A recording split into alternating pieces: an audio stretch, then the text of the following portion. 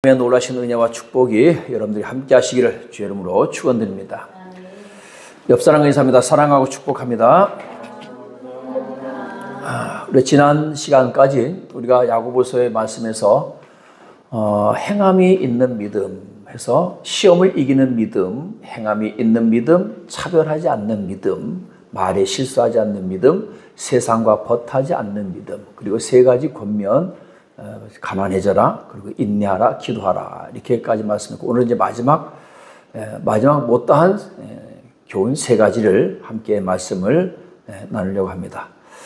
자, 오늘 야고보서의 말씀 쭉 보니까 어때요? 어떤 예수 믿고 구원받아라가 아니라 예수 믿고 구원받은 성도들이 어떻게 믿음의 삶을 살아야 되는가라고 하는, 그래서 어떤 사람은 이 야고보가 예수님의 산상수훈을 다시 재해석해 놓았다라고 할 정도로 산상수훈의 말씀과 많이 겹치는 것을 우리가 볼 수 있습니다. 우리 21세기 성도들이 정말 심각하게 고민하면서 기도하고 실천해야 되는 어떤 그런 실천신학의 문제가 되겠습니다. 그러니까 우리 신앙생활이라고 하는 것은 믿는 것 물론 중요합니다. 믿음으로부터 시작되는 거죠. 내가 예수 그리스도를 믿고 믿음으로부터 그 다음에 이제 어떤 신앙의 행위, 종교 행위가 시작되는 거죠.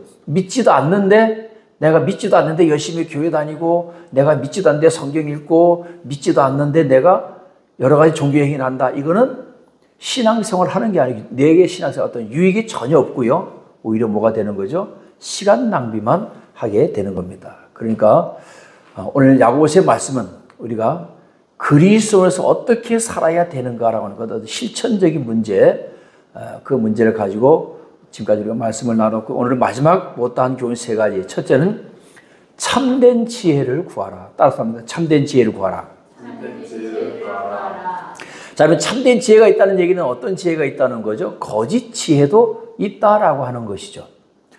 13절 우리가 읽지는 않았지만 야고보서 3장 13절에 보면 너희 중에 지혜와 총명이 있는 자가 누구냐? 그는 선행으로 말미암아 지혜의 오념으로 그 행함을 보일지니라. 즉 열매를 보여라. 하나님께서 너에게 지혜를 주었다면 행함으로 너의 열매를 보여라. 그런 말씀입니다. 그래서 오늘은 하나님께서 주신 참 지혜가 있다면 거짓 지혜도 있는데요. 14절 말씀 보니까 그러나 너희 마음속에 독한 시기와 다툼이 있으면 자랑하지 말라. 진리를 거스려 거짓말하지 말라. 이러한 지혜는 위로부터 내려온 것이 아니요 땅 위의 것이요 정욕의 것이요 귀신의 것이니. 거짓 지혜도 있다는 얘기입니다. 하나님께서 주시는 지혜도 있고, 이 세상에 악한 마귀 사탄이 우리에게 주는 지혜도 있다라고 하는 것이죠. 그래서 우리는 이 참 지혜와 거짓 지혜를 잘 구별해야 되고요. 이 거짓 지혜는 어떤 지혜냐? 살리는 지혜가 아니라 죽이는 지혜다.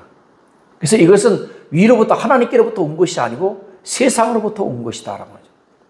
그래서 세상으로부터 오는 그런 많은 지혜들이 있습니다. 우리가 잘 알고 있는 뱀이 하와를 꼬실 때 속닥속닥 거렸잖아요. 그렇죠? 우리 귀에도 대고 속닥속닥 되는 것은 대부분 거의 안 좋은 것들입니다. 좋은 것들이 아니에요. 그러니까 누군가가 나에게 속닥속닥거리는 그거를 차단해야 돼요. 할렐루야. 그렇지 않으면 우리는 그 속닥거림에 넘어가서 나중에 낭패를 보는 경우가 많습니다.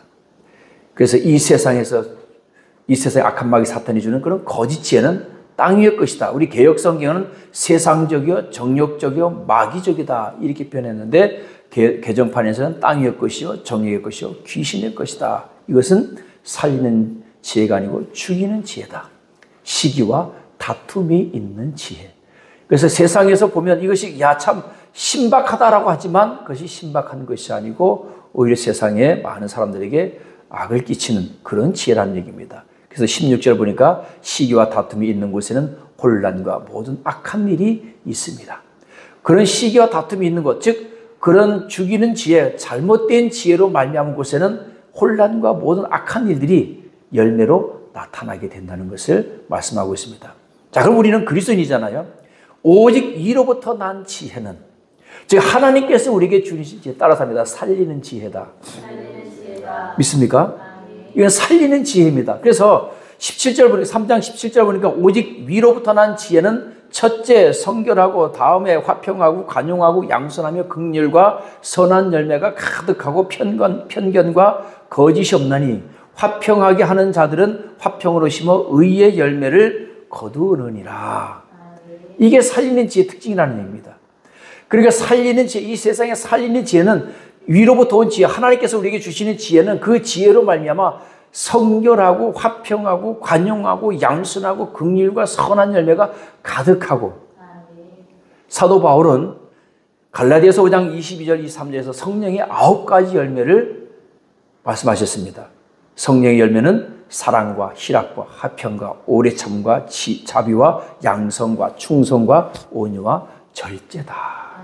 이런 열매를 맺는다는 거예요. 그러니까 살리는 지혜는 하나님이 주시는 지혜인데, 이것은 다른 말로 우리가 표현하면 성령의 감동이에요. 그리고 그 성령의 감동으로 행해진 모든 행동들에게 오는 그런 열매들이, 그래서 사랑과 희락과 화평과 오래참과 자비와 양선과 충성, 온유와 절제, 이런 열매들이 맺는다는 거죠. 어떤 지혜로? 하나님이 주시는 지혜, 위로부터 주시는 지혜는 이런 열매를 맺고 있다라고 하는 것입니다. 그러니까 행함이 있는 믿음의 삶을 살려면 우리가 죽이는 지혜가 아니라 살리는 지혜, 위로부터 주시는 그 지혜를 우리가 구하고 가질 필요가 있다는 사실을 깨닫기를 주의 이름으로 축원드립니다. 자, 이 지혜는 하늘로부터 난 것이고 성령으로 말미암은 것을 말합니다. 참 지혜는 진정한 믿음과 같은 의미를 내포하고 있습니다. 야고보서 1장 5절에 너희 중에 누구든지 지혜가 부족하거든 모든 사람에게 후히 주시고 꾸짖지 아니하시는 하나님께 구하라. 그리하면 주시리라. 할렐루야. 위로부터 주시는 하나님이 주시는 지혜를 갖고 이 땅에서 참된 그리스도의 삶을 살기를 주의 이름으로 축원드립니다. 자, 오늘 두 번째는 맹세하지 말라. 따라서 합니다. 맹세하지 말라. 여러분 맹세해 보셨어요? 우리 맹세 많이 하죠? 자, 유대인들의 맹세, 유대인들은 주로 어떤 때 맹세를 하느냐? 재판석에서 피고인이나 증인으로 앉았을 때 맹세하게 합니다. 우리도 여러분 TV 같은 데 보면 재판할 때 증인으로 많이 나와서 증인 선서를 하죠. 증인 선서는 뭐라 합니까? 나는 진실만을 얘기하고 만약에 내가 위증을 했을 경우는 그 위증에 대한 처벌을 받겠습니다 라고 하는 선서를 합니다. 그러니까 그 증인석에서 하는 얘기는 진실이 되는 거예요. 거기서는 10번을 얘기해도 100번을 얘기해도 이 말이 변개가 되면 안 돼요. 바뀌면 뭐가 되는 거죠? 그 둘 중에 하나는 뭐죠? 위증이 되는 겁니다. 그 시대에도 이런 위증이라고 하는 것을 굉장히 헛된 맹세, 위증에 대한 것을 굉장히 엄하게 처벌한 것을 우리가 볼 수 있습니다. 그래서 만약에 내가 위증한 것 때문에 그 사람이 사형을 받았다. 그러면 나도 똑같이 그 사형의 벌을 받게 됩니다. 만약에 징역 3년을 받았다. 그러면 그 사람도 징역 3년형을 받는, 그 위증이 굉장히 무서운 거죠. 한 사람의 인생이 왔다 갔다 하는 것을 우리가 많이 볼 수 있습니다.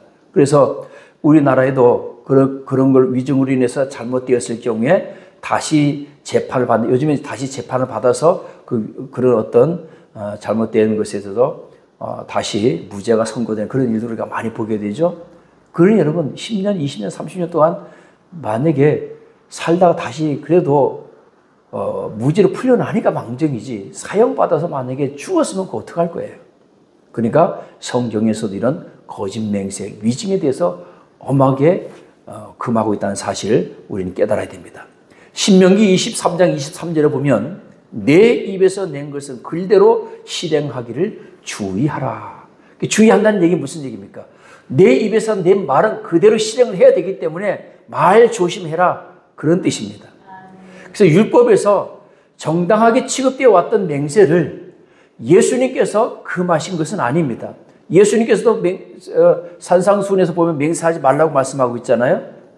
그 얘기는 함부로 맹세하지 말고, 또 맹세해도 그것을 소홀히 저버린다든지 그러한 것들을 하지 않기 위해서 헛된 맹세를 하지 말라. 그래서 마태복음 5장 34절 이하에 보면 하늘로도 하지 말고 땅으로도 하지 말고 예루살렘로도 하지 말고 내 머리로도 하지 말라. 이런 헛된 맹세들을 하지 말라. 자, 우리가 여러분 어떨 때 맹세를 하죠? 저 사람에게 어떤 신뢰감을 주기 위해서 맹세를 하는데 때로는 그 맹세가 오히려 신뢰감을 주지 못할 때가 더 많다는 얘기입니다. 그래서 그 사람에게 신뢰감을 주고 무언가 내가 요구하는 것을 얻어내기 위해서 우리가 헛된 맹세를 할 때가 많습니다. 우리 어렸을 때는 그냥 장난으로 하는 맹세지만 뭐뭐 하면 내가 손에 장을 지진다 그러죠. 한 번도 장을 지진 사람 없어요. 12절 말씀 보면 야고보서 5장 12절에 보면 내 형제들아 무엇보다도 맹세하지 말지니. 그러니까 야고보 선생님도 이 맹세하는 것에 대해서 하지 말라라고 권면하고 있습니다. 이 바리새인들은 맹세를 아주 잘했어요. 그냥 습관적 맹세주의자들이야. 뭐 하면 할 때마다 맹세하는 거예요. 근데 맹세할 때 중요한 것은 그들이 하나님의 이름으로 맹세하기 때문에 그게 문제라는 거죠. 그래서 하나님의 이름으로 맹세했다가 안 되잖아. 그럼 이건 하나님이 허락하신 것이 아니야 라고 또 바로 바꿔버리는.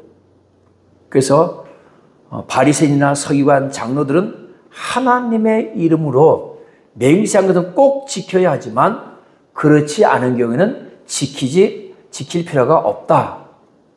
또 이렇게 해서 맹세한 것도 또 무효화시켜버리는 그런 일들을, 그러니까 쉽게 얘기하면 자기 입맛에 맞게 코에 걸면 코걸이, 귀에 걸면 귀걸이, 이런 식으로 맹세를 남용했다라고 하는 것입니다.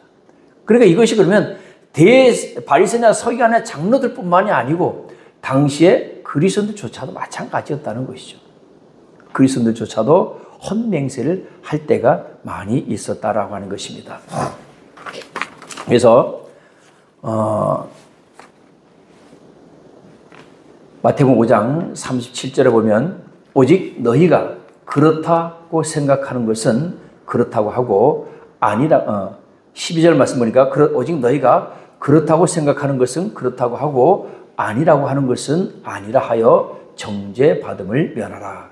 마태복음 5장 37절에서도 옳다 아니라 아니라 이에서 나는 것은 악으로부터 나느니라. 그냥 예스면 예스, 노면 노, 딱 두 가지 대답을 하라는 얘기입니다. 이에서 지나는 것은 악으로부터 난다는 얘기는 내가 예스가 아닌데 노라고 하고 노인데 예스라고 하는 것은 무언가 상대방을 속이려고 하는, 벌써 뭐가 되는 거예요? 여기서 또 뭐가 잘못 단추를 끼어가기 시작하는 것이죠. 이렇게 되어져 간다는 것입니다. 이 말 외에, 그러니까 레위기서 19장 12절 말씀도 보면 너희는 이름으로 거짓 맹세함을 내 하나님의 이름을 욕되게 하지 말라. 나는 여호와니라. 민수기서 30장 2절에도 사람이 여호와께 서원하였거니와 마음을 지하기로 서약하였거든 파약하지 말고 그 입에서 나온 대로 다 행할 것이니라. 자, 중요한 건 뭐죠? 맹세했으면 지켜라. 너희가 하나님 앞에 서원했으면 지켜라. 그러니까 아예 너희가 하지 못할 것 같으면 아예 하지 말아라. 할 수 있으면 yes, 못하겠으면 no 이러는 거예요. 못하면서 한다 그래 놓고 그것 때문에 시험 되지 말라는 거죠. 그러니까 그 입에서 나온 대로 다 행할 것이니라. 내가 맹세했다면 그 맹세한 것을 목숨을 걸고 지켜야 되는 겁니다. 왜 우리 그리스도인들이 지금 역시 우리가 이 시대 21세기에 살아가는 이 시대에도 우리가 헛맹세를 할 때가 많이 있습니다. 왜 우리가 그리스도에서 헛맹세하면 안 되느냐? 하나님의 영광을 가리기 때문입니다. 이런 잘못된 맹세 때문에 우리가 그리스도에서 이 땅에서 살아가면서 왜냐면 우리가 우리끼리만 사는 게 아니잖아요. 그렇죠? 그냥 우리끼리만 살면 상관없어요. 상관없는 건 아니지. 우리끼리 살아도 헛맹세하면 안 되죠. 근데 우리가 예수 믿는 사람이 세상에 나가서 살단 말이죠. 세상에 나가서 살면서 세상 사람들과 섞여서 사는데 예수 믿는 사람, 안 믿는 사람, 불교 믿는 사람, 또 타종교 믿는 사람, 여러 종교를 믿는 사람들과 우리가 함께 섞여서 살아가는데 나의 잘못된 이 헛맹세 때문에 하나님의 영광을 가려서는 안 된다는 거예요. 기독교를 욕먹어서 안 되는 거예요. 우리 기독교의 품위를 떨어뜨리는 일이 돼버리는 거죠. 쟤는 교회에 다닌다고 해서 하나님 믿는다고 해서 예수 믿는다고 해서 믿었더니 그렇잖아요. 목사님이라고 해서 장로님이라고 해서 성도라고 해서 믿었더니 야, 저는 정말 예수 믿는 사람 맞아. 우리 이 소리 들어야 될 줄 믿습니다. 내가 그리스도인이기 때문에 내가 이 세상에서 한 맹세 또는 인간관계에서 맺었던 그런 여러 가지 우리 맹세들이 있잖아요. 그 신뢰가 깨지면 안 되는 거예요. 그 신뢰가 깨지는 순간에 우리는 하나님의 영광을 가리게 되는 겁니다. 우리가 이거 계약할 때도 우리 전 주인이 그러시다가 저보고 목사님을 어떻게 믿고 저는 지금도 그 말이 충격의 상처였어요. 목사님을 어떻게 믿고 차용증을 써주느냐 이거예요. 야, 제가 언젠가 농담으로 얘기했지만 5억 이하는 제가 사기 안 친다 그랬어요. 물론 5억 이상도 치면 안 되지만 자존심이잖아. 자존심. 그 1,000원 몇천 원 그거 뭐 그 몇만 원 띄어먹어서 몇십만 원 몇백만 원 띄어먹어서 자존심이 상하잖아요. 겨우 그것 때문에. 근데 이게 4억 8천이잖아. 5억 넘어가서 큰일 날 뻔했어. 그렇죠? 어떻게 믿고 목사님 믿고 차용증을 1억 1,500 차용증을 써주냐는 거죠. 말은 맞아요. 그러면 이렇게 해야지. 목사님이라고 하지 말고 사람을 어떻게 믿고 이렇게 했어야지. 그럼 내가 상처 안 받았을 건데 목사님을 어떻게 믿고 차용증을 써주냐고 하시더라고요. 그래서 저는 그게 굉장히 상처가 됐는데요. 우리가 그런 얘기 들으면 안 돼요. 우리가 예수 믿는다고 해서 교회 다닌다고 해서 믿고 맡겼는데 믿고 했는데 그럼 우리가 생명을 걸고 목숨을 걸고 여러분 그 지켜야 됩니다. 오늘 여러분 야고보 선생님이 여기서 헛맹세하지 말라고 하는 얘기가 왜 그랬겠어요? 바로 그리스도로서 그렇게 맹세를 하고 약속을 해야 되고 언약을 해야 되고 계약을 해야 되는 그런 상황들이 많이 생기잖아요. 어떻게든 이걸 지켜야 되는 거예요. 목숨 걸고 왜? 내가 나로 인해서 나의 잘못된 행동으로 인해서 하나님의 이름을 욕먹이면 안 되니까. 할렐루야. 여러분들이 어떤 서약을 했든 어떤 맹세를 했든 어떤 약속을 했든 반드시 꼭 지키는 여러분 되시기를 주의 이름으로 축원드립니다. 만약에 내가 할 수 없을 때는 그냥 노 하시면 돼요. 할 수 없어. 난 도저히 감당이 안 돼. 나는 못할 것 같아. 이렇게 해버리는 게 나아요. 한다 해놓고 못하는 것보다. 자, 마지막 세 번째 따라서 합니다. 돌아오게 하라. 자, 오늘 본문 말씀 우리가 읽은 내용인데요. 마지막에 내 형제들아 너희 중에 미혹하여 진리를 떠난 자를 누가 돌아오게 하면 그랬습니다. 너희가 알 것은 죄인을 미혹된 길에서 돌아서게 하는 자가 그의 영혼을 사망에서 구원할 것이며 허다한 죄를 덮을 것입니다. 그래서 야고보 선생님은 마지막에 5장 19절 20절에서 너희 중에 미혹하여 진리를 떠난 자를 누가 돌아서게 하면 그랬습니다. 자, 초대교회 당시에는 전부 이스라엘 사람들은 전부 다 유대인이었습니다. 유대교인들 100%. 나는 무교 아니에요. 다 유대인, 무조건. 유대인으로 태어나서 유대인으로 살다가 유대인으로 죽는 게 그때 당시에 이스라엘 사람들이었습니다. 그렇기 때문에 내가 예수를 믿는다, 기독교로 개종을 해야 됩니다. 이럴 거예요.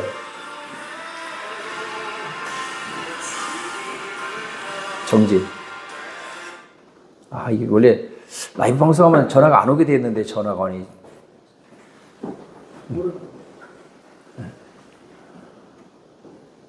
유대교에서 기독교로 개종을 해야 되는 거예요. 근데 요한복음에도 보면 유대교로 개종하는 자, 유대교에서 기독교로 개종하는 자는 출교하기로 이미 결정되었다 그렇게 나오죠. 그러니까 유대교에서 기독교로 개종을 하게 되면 유대 사회에서 퇴출이 되는 거예요. 방출이 되는 거예요. 유대 사회 속에 들어가서 살 수가 없어요. 그렇게 신앙생활을 하다 보니까 이제 생활이 어렵고 기독교를 살아가기 어려우니까 다시 어떤 사람들이 생겨나기 시작했냐면 기독교에서 다시 유대교로 돌아가는 사람들이 생겨나기 시작했어요.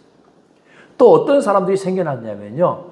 지금은 우리가 66권이 성경이 있어서 성경 말씀을 가지고 이 말씀 가지고 우리가 신앙생활을 해가고 이 말씀을 열심히 읽지만 그때 당시에는 아직 성경이 없었어요. 이렇게 모아진 성경이 없어요. 성경이 있었지만 이렇게 모아진 성경이 없고 다 쪼가리 성경. 파피루스라든지 뭐 이런데 양피지라든지 이런데 쓰여져 있는 그런 성경들이 돌아다녔기 때문에 실제로 성도들이 직접적으로 하나님의 말씀, 이 성경 말씀을 직접적으로 그들이 읽으면서 묵상하면서 신앙생활 할 수 있는 게 아니고 누군가로부터 들어야 돼요. 누가 읽는 성경을 들어야 되고 누가 설교하는 말씀을 들어야 됩니다. 그러다 보니까 어떤 사람들이 생겼느냐? 이단 사상들이 자꾸 생겨나기 시작한 거예요. 내가 이단이 되어야지 해서 생겨난 게 아니고 잘못된 복음을 전한 자들이 자꾸 생겨나기 시작한 겁니다. 그래서 사도 바울은 갈라디아서 1장 8절 9절에 보면 다른 복음을 전하면 저주를 받을지어다 저주를 받을지어다 하면서 2번이나 얘기를 했어요. 왜 사도 바울이 이렇게 화가 났을까? 한번 생각을 해보세요. 왜 이렇게 화가 났지? 왜 이렇게 화가 나서 저주를 막 퍼부었을까? 성경에 보면 저주를 퍼붓는 말씀이 있어요. 만약에 지금 누가 설교를 그렇게 막 저주를 퍼붓자 하면 난리 날 거예요. 성도 다 도망갈 거예요. 사도 바울이 왜 이렇게 화가 났느냐면요. 천국 갈 영혼을 지옥으로 끌어가기 때문에 화가 난 거예요. 기껏 구원해서 예수 믿게 해서 구원받고 천국 갈 영혼 하나님 백성 만들어 놨더니 잘못된 복음을 전해서 그 사람들이 전부 지옥으로 다시 가니까 얼마나 속상하겠어요. 내가 낳은 자녀가 여러분 생각해 보세요. 내가 자녀를 낳아서 그렇게 10년, 20년 알콩달콩 잘 키워놨는데 엉뚱한 사람이 와서 그 사람을 만약에 데려가서 잘못된 길로 이끈다면 그 어느 부모가 잘한다고 박수 치겠습니까? 어느 부모가 가만히 있겠어요? 사도 바울은 그런 심정이거든요. 그리고 그때 당시 이단이라는 게 뭐냐? 요즘처럼 뭐 신천지 뭐 이런 이단보다도 그때 당시 이제 영지주의라든지 아니면 할례파, 즉 예수 믿어도 할례 받아야 돼. 전통을 다 지켜야 돼. 그 할례는 아브라함으로부터 내려온 전통이야. 예수 믿어도 그 전통을 지켜야 돼서 할례 받아야 된다고 하면서. 왜냐하면 할례 받으라고 하니까 예수 믿었던 사람들이 다시 할례 안 받으려고, 나 예수 안 믿으려고 가버리는 거예요, 다시. 그 사람들이 믿음이 뭐 목숨 걸고 하는 믿음, 이제 뭐 교회 세운 지 얼마 되지도 않았으니까요. 이제 막 생겨나기 시작했으니까. 아유, 그럴 것 같으면 나 예수 안 믿으려고 돌아가 버리는 거예요. 그러니까 사도 바울이 화가 머리끝까지 나는. 그래서 야고보 선생은 마찬가지. 그때의 그런 유대 교인들의 핍박으로부터, 유대인들의 그 핍박으로부터 돌아서는 사람들, 그 사람들을 돌아오게 하고, 이단에 빠졌던 사람들 다시 돌아오게 하는, 그런 자들 다시 돌아오게 하면, 라고 하면서 사도 바울이, 야고보 선생님이 그의 영혼을 사망에서 구원할 것이며 허다한 죄를 덮을 것이니라 그랬습니다. 오늘 이 사명은 여러분 누구의 사명이냐? 오늘 우리의 사명입니다. 우리가 해야 될 사명이에요. 오늘 우리에게 주어진 사명이 바로 뭡니까? 바로 그렇게 미혹되어서 잘못된 길로 나간 사람. 마태복음 25장에 보면 예수님께서 제자들이 어느 때에 이 때가 어느 때에 시작되겠습니까? 물었을 때 제일 먼저 얘기한 게 바로 뭐냐면 너희를 미혹해 하는 자가 나타날 것이다. 마지막 때가 되면 미혹하게 하는 자가 나타날 것이다. 오늘도 여기서 이 사람도 다 마찬가지죠. 미혹되어서 다시 유대교로 돌아가고 이단으로 빠지게 되는 그 미혹해 한 뭔가가 있다는 거죠. 그 미혹해 한 사람들을 오늘 사도 바울은 야고보 선생님도 책망하는 것입니다. 오늘 살아가는 나는 미혹해 하는 자가 아니라 미혹되어서 나갔던 사람들을 다시 돌아오게 하는 저와 여러분 되시기를 주의 이름으로 축원드립니다. 여러분 이 미혹한다라고 하는 그 용어가 부정과거 수동태로 되어 있습니다. 즉 과거로부터 수동적으로 많이 헤매어 왔다라는 그런 뜻인데 우리를 헤매게 하는 존재가 있어요. 우리를 방황하게 하는 존재, 사탄 마귀밖에 없죠.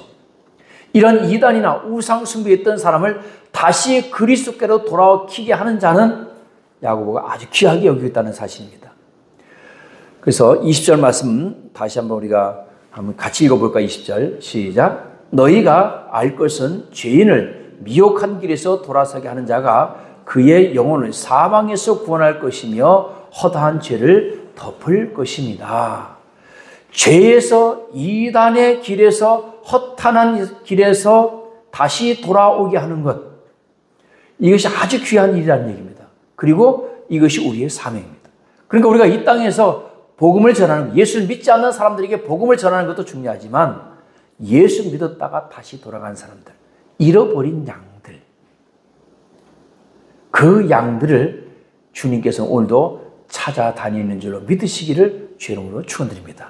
그래서 예수님께서도 잃어버린 양의 비유에서 100마리 양이 있는데 한 마리 잃어버렸으면 그 99마리를 들에 두고 그 한 마리를 찾아서 밤새 다니면서 찾아서, 그리고 찾아서는 기뻐서 그 양을 어깨에 메고 와서 잔치를 베풀지 않겠느냐.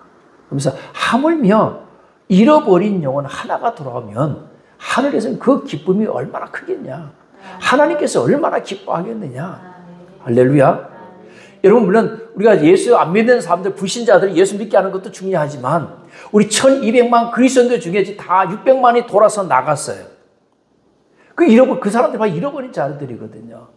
그 사람들 다시 우리가 끌어오는 것도, 다시 오게 하는 게 귀한 거라는 거죠. 근데 그들 다시 오게 하려면 우리가 이전과 같이 해서는 어렵다는 얘기예요. 어떻게 해야 되느냐? 오늘 야고보 선생님이 말씀하신 것처럼 이런 행함이 있는 믿음이 있을 때 그들이 다시 감동되어져서 하나님께로 다시 돌아오게 되는 것입니다. 그냥 가서 막 모가지 끌고 온다고, 멱살 잡고 끌고 온다고, 강제로 막 데리고 온다고 오는 게 아니잖아요. 어떻게 해서든지 그들을 감동시켜서 하나님의 말씀으로, 또 우리 믿음의 삶을 살아가는 우리 그리스도인의 삶이 그들을 다시 돌아오게 하는 그런 계기가 되어야 될 줄로 믿습니다. 오늘 결론의 말씀을 드립니다. 2장 26절에 보면 영혼 없는 몸이 죽은 것 같이 행함이 없는 믿음은 죽은 것이니라. 그러니까 다시 말하면 행함이 있는 믿음이 살아있는 믿음입니다. 오늘 말씀과 같이 여러분, 우리가 살아있는 지혜로서 이 땅에 죽어가는 영혼들을 살리는 지혜를 가지고서 우리가 헛맹세하지 않고 또 우리가 돌아선 자들을 다시 돌아오게 하는 그런 일에 쓰임받는 저와 여러분 되시길 주의 이름으로 축원드립니다. 오늘 그리스도인다운 삶은 어떻게 사는 것입니까? 자, 여러분, 그리스도인다운 삶은 어떻게 사는 거죠? 예수님처럼 살아야 됩니다. 예수님처럼 말하고 예수님처럼 행동해야 됩니다. 처음부터 우리가 완벽하게 닮을 수는 없죠. 예수님과 어떻게 처음부터 완벽하게 닮아갈 수 있습니까?